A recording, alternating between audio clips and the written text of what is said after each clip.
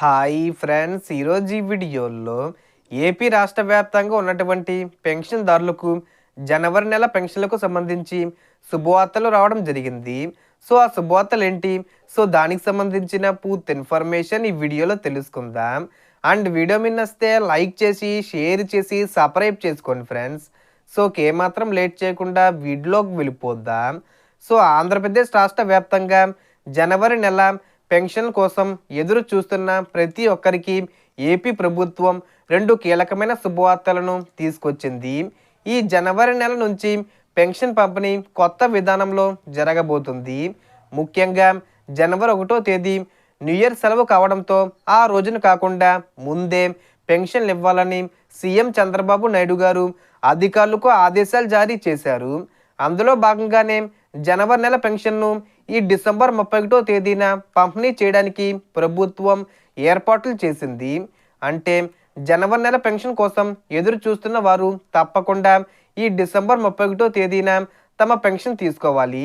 ఆ రోజు మీ ఇంటి వద్ద అందుబాటులో ఉంటే గతంలో లాగే సచివాలయ సిబ్బంది మీ ఇంటికి వచ్చి పెన్షన్ అందజేస్తారు.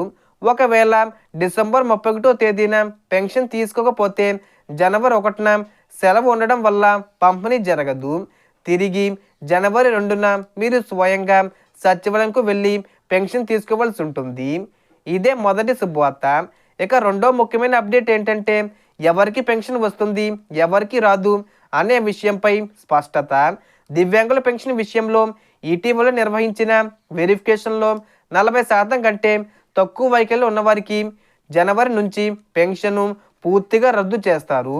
ఇప్పటికే నోటీసులు ఇచ్చి మళ్ళీ అప్పీల్ చేసి వెరిఫికేషన్కి వెళ్ళిన వారిలో కూడా 40% కంటే తక్కువ వచ్చిన వారికి పెన్షన్ ఇవ్వరు. అయితే 40% లేదా అంతకంటే ఎక్కువ వైకల్యం ఉన్నవారికి పెన్షన్ కొనసాగుతుంది. ఇక కొత్త పెన్షన్ల విషయానికి వస్తే నవంబర్ నెలలో స్పౌజ్ పెన్షన్కు అప్లై చేసుకున్న వారికి, అంటే భర్త మరణించి భార్యకు పెన్షన్ బదిలీ అయిన వారికి జనవరి నెలలో కొత్త వేతనంతో పెన్షన్ కింద 4,000 రూపాయలు పంపిణీ చేస్తారు. అలాగే నవంబర్, డిసెంబర్ నెలల్లో పెన్షన్ తీసుకునే వారికి ఈసారి ఒకేసారి 3 నెలల పెన్షన్ వస్తుంది.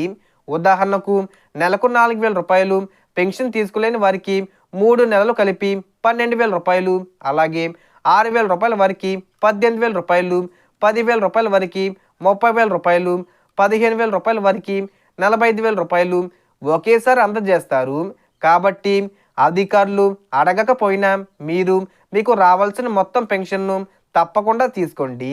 ఇక కొత్తగా పెన్షన్ కోసం ఎదురు చూస్తున్న వారికి ప్రభుత్వం మరో అప్డేట్ ఇచ్చింది. 50 ఏళ్ల వయసు పెన్షను, వృద్ధాప్య పెన్షను, వితంతు పెన్షను, ఒంటరి మహిళ పెన్షన్లకు జనవరి నెలలో అప్లై చేసుకునే అవకాశం కల్పించనున్నట్లు ప్రభుత్వం ప్రకటించింది.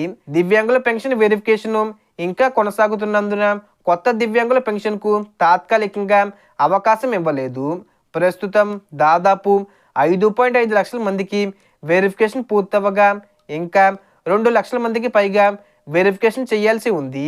ఈ ప్రక్రియను మరో 3 నెలల్లో పూర్తి చేయాలని సీఎం ఆదేశించారు.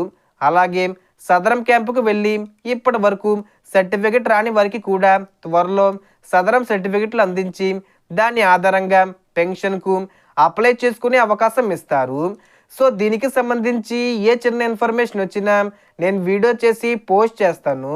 ఆ యొక్క అప్డేట్స్ మీరు మిస్ కాకుండా ఉండాలంటే వెంటనే మన ఛానల్ని సబ్స్క్రైబ్ చేసుకోండి.